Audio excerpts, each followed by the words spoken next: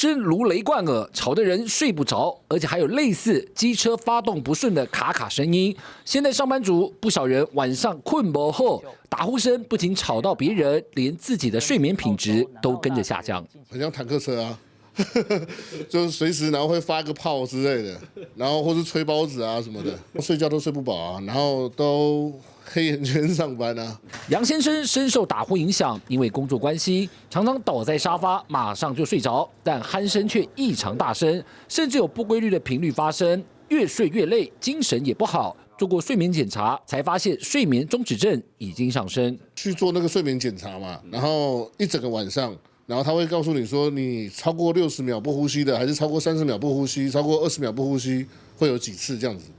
像我超过20秒不呼吸，大概会有70-80次。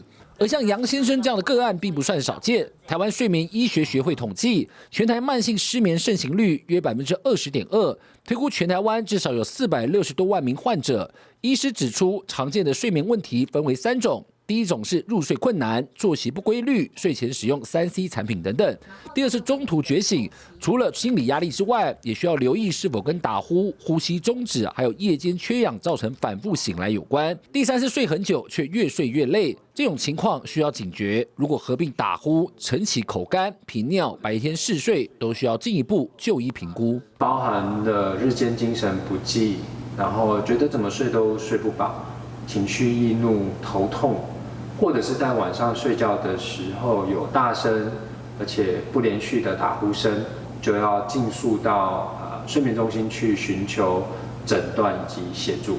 根据数据显示，全球约有9亿多名成年人患有睡眠呼吸中止症，其中将近半数是中重度。现行传统睡眠检查资源少，民众排队至少得半年到1年才能获得住院检测机会，严重延缓了治疗黄金期。睡眠呼吸中止症就会造成身体长期的缺氧。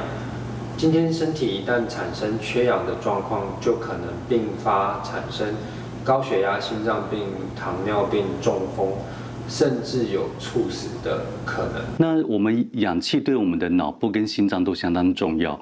那特别是脑部，当脑部的氧气的含量减少的时候，会让我们的思考的脑力会变得比较慢。那甚至我们这个泛称认知功能。那认知功能对于说我们在白天的工作的专注力还有记忆力，都会受到影响。现在有医疗团队透过 AI 技术来简单判断，民众可以请家人录制睡眠音档。第1等级是绿灯，就是单纯鼾声，不伴随呼吸中止，风险低。第2是黄灯，鼾声音量超过70分贝，对同床伴侣或室友造成困扰，建议评估改善。第3是红灯，鼾声伴随呼吸中止，代表呼吸道完全阻塞导致缺氧，是危险状态，建议立刻就医。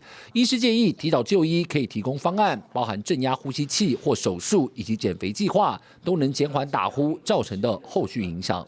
我们有一个口诀叫做一低升3高。什么叫一低？当身体的血氧低的时候呢，就会让我们的身体的机能会过度活化，产生3高。那个3高就是我们熟知的高血压、高血糖跟高血脂的状况。那甚至3高呢，就会产生一重。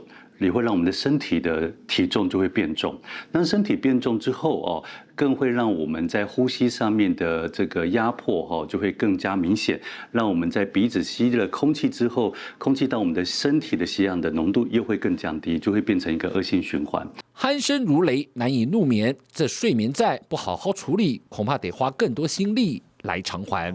TVBS 新闻杨清波、蓝玉明台北采访报道。想看最完整的新闻内容，记得下载 TVBS 新闻网 APP。